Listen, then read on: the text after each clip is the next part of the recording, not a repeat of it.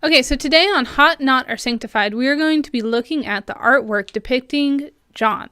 So we're going to watch a little video that explains some of that more in depth, and then we're going to come back and talk about the artwork and also some of the conspiracy theories behind it. So enjoy. Let's explore the symbolism associated with John the Evangelist in art.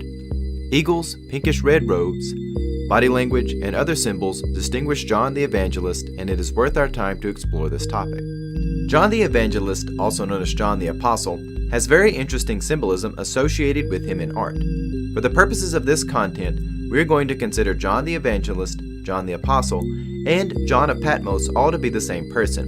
We will cover the different variations of the name towards the end. However, we should remind ourselves that this is a different person than John the Baptist.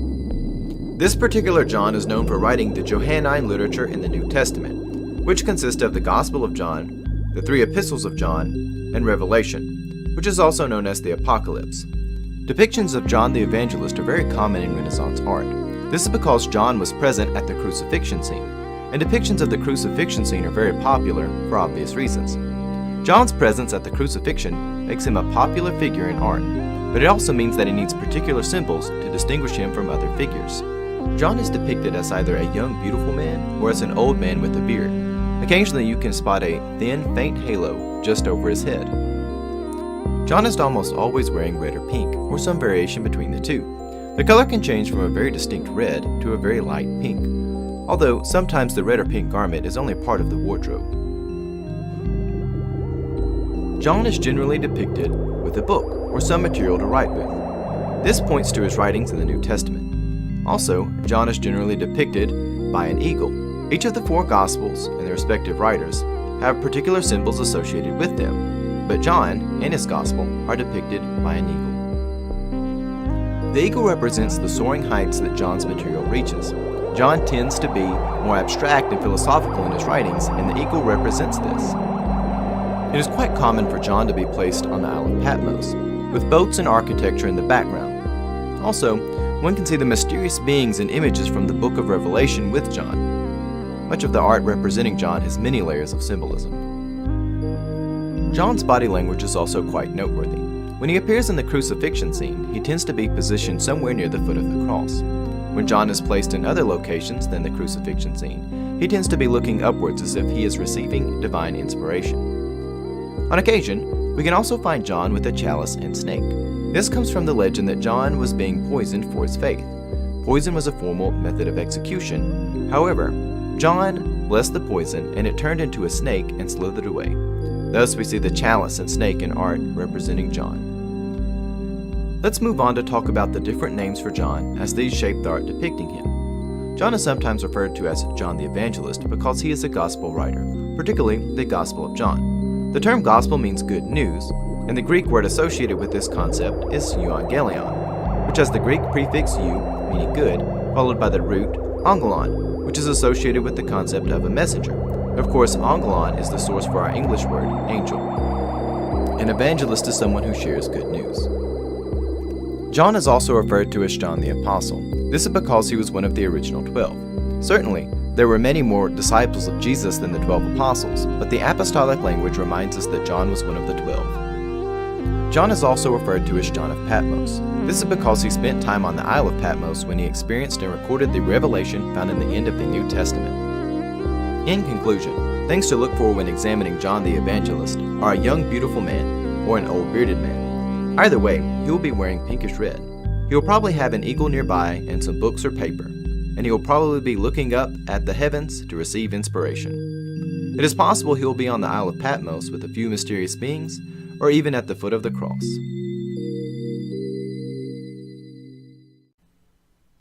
Well, that was a lot of fun to understand a little bit more about the artwork behind John the Evangelist. And I would like to point out that the artwork behind John the Evangelist is a different conversation than whether or not John the Evangelist is all 3 of those people, though a lot of times the artwork consolidates them for sure. Well, anyways, let's ask the question, hot, not, or sanctified? And then we'll get into some of the conspiracies around John. So let's just go right into it. Amanda, what do you think? All right, so for the artwork, I think there's lots of things going on, and like you said, we're going to talk about some conspiracy theories behind that, so there's a big conversation with this, but overall and arching, if I were to give it one answer, I would say hot, and that is because with any artwork, it opens up the ability to tell a story, and we really do see these characteristics depicted within John of the person who follows Christ and later is exiled and has to just shares this great history of being the evangelist, of sharing the gospel. So for all of those kind of threads that weave in throughout this art, I think it's definitely hot. Anthony, what do you think? Okay, for the sake of stirring the pot, I would say, and not on my own belief, but for the sake of stirring the pot, not, and because... All right, just to clarify, you're going to be like, not, and then give every possible reason that one could say not, yes? Yeah, I'm going to do my best. Okay, well, that's fine. Let's get into it. Okay, so first reason not, obviously would be the iconography argument, or the iconoclastic argument, which, is that we shouldn't be representing any of these things in something that could be idolized. So, obviously, John's normally presented as a beautiful young man, and that's not necessarily always positive. So, and I'd like to point out that even though I was the one who narrated that video, that is not my own description of John. Though sometimes you look at him and you may not realize that he's a man. That is generally how people describe him. Like, he's somebody who's supposed to be not just handsome to look at, but a lot of times he does have features that you would associate with a young woman. Just bizarre in and of itself. All right, so, the iconoclastic argument for one, sure. And then there's also the eagle, which is closely related to pagan mythos. And it is a sexual one, possibly, as well. So all that considered, association with pagan mythos isn't positive, so not for that. And I think that's about it for now. But those are my two reasons. Come up with a few more. Well, one of the things that, if I were going to say not, which I guess coming around the studio here, Chord Purgatory, I would definitely say hot. I think John is a great inspiration. I like the art. I like that it is something which is quite cryptic, but also very openly there. It's not something where you have to have like a cipher to figure out what's going on. You can actually look at it and see a lot of these symbols hidden quite in plain sight. They're hidden right before you. But at the same time, there are questions you could have, like, all right, so if John actually lives to be in his 90s, close to 100, why is he depicted as a young man when he's on Patmos? I mean, that's a legitimate question. If he is three separate people, because there are many who would argue, well, we think there's one writer for John, they're the Gospel of John, we think that may have been the same person who wrote the epistles, but the Apocalypse, the book of Revelation, that's different. You could say, okay, if those are three separate people, then why are they consolidated in the art? Because in the artwork, you really do see imagery of someone. Again, you get the eagle for the gospel. You get the writings there to represent not just somebody who's an important figure, but he's actually an author in the New Testament. That's why the book's there.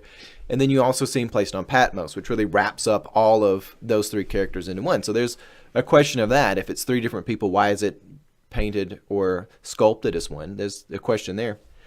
So I think there's a lot of interesting things with that. Amanda, do you have anything to say on any of those reasons to say not?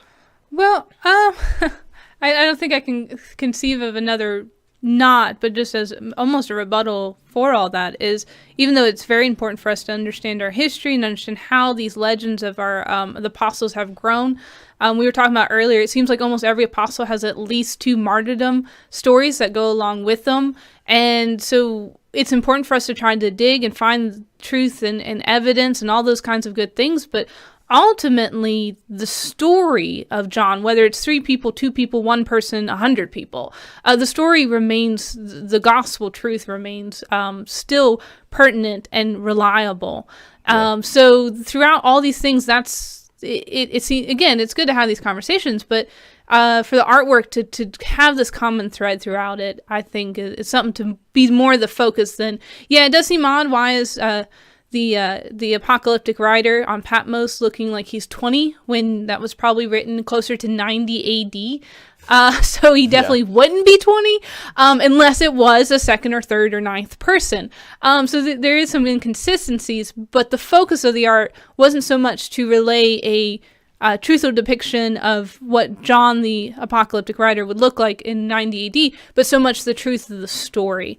So there's multiple layers going on, like you said. So I think, again, we have to keep those things considered, but ultimately it's a good theological Well, inspiration. you actually brought up something. A lot of the early Christians do have multiple accounts for their martyrdom. I mean, you find this not only with the very popular people that we find in the New Testament, but even with a lot of the obscure people.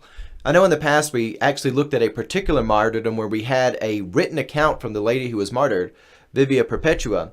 But even if you look at the accounts outside of hers, because obviously you die, so you're not able to write after you had that, but the accounts of how that actually took place is wildly different. Even for somebody who themselves were recording it up to the moment right beforehand, it's still a lot of ambiguity afterwards.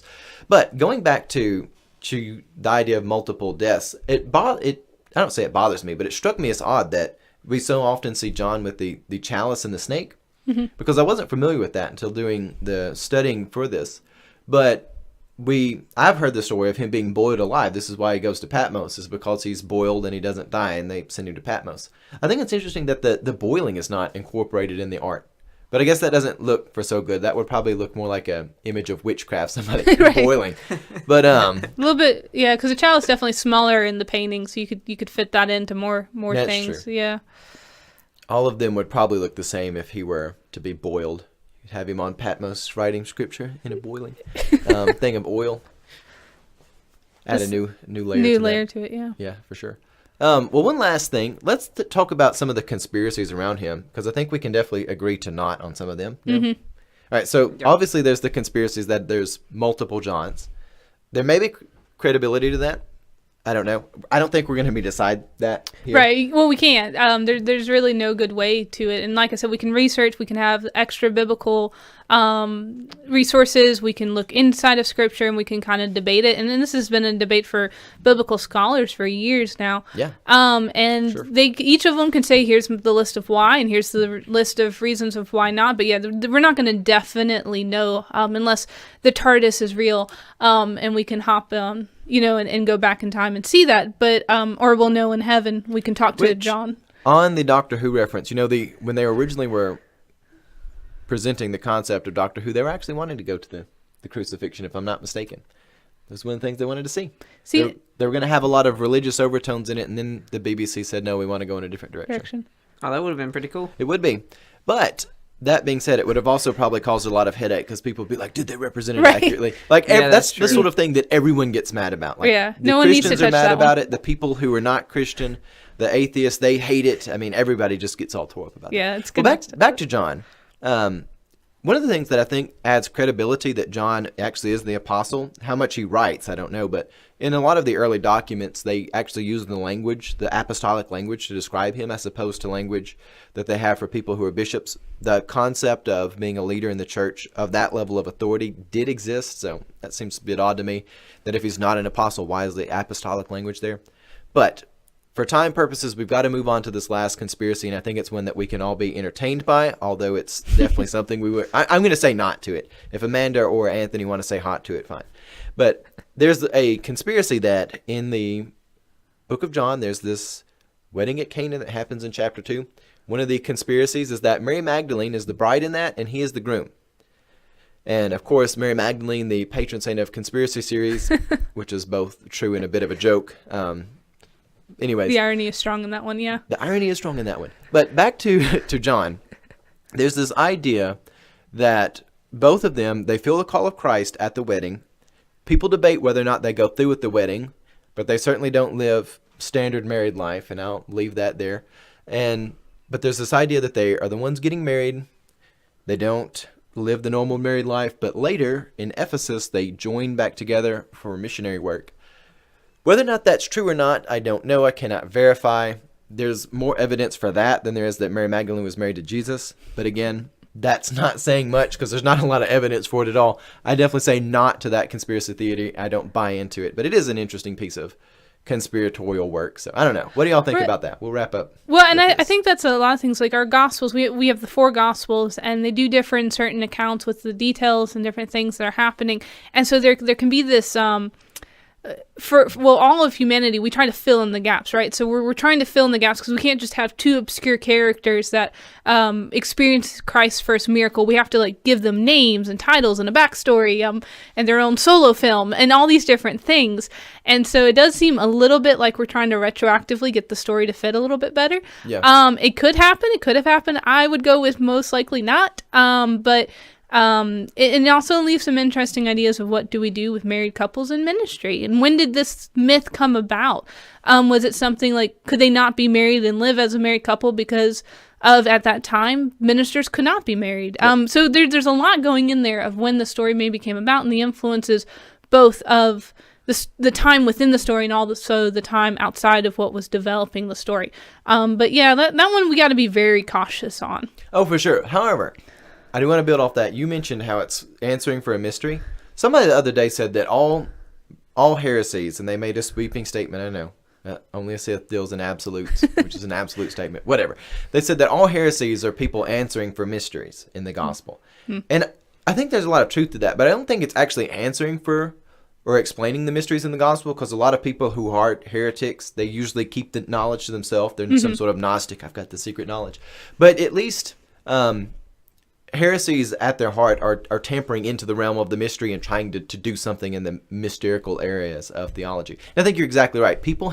There's mystery around this wedding. There's mystery around John and Mary Magdalene, and people just crave to put people together as romances. I don't know why. This is something we always enjoy doing. People do.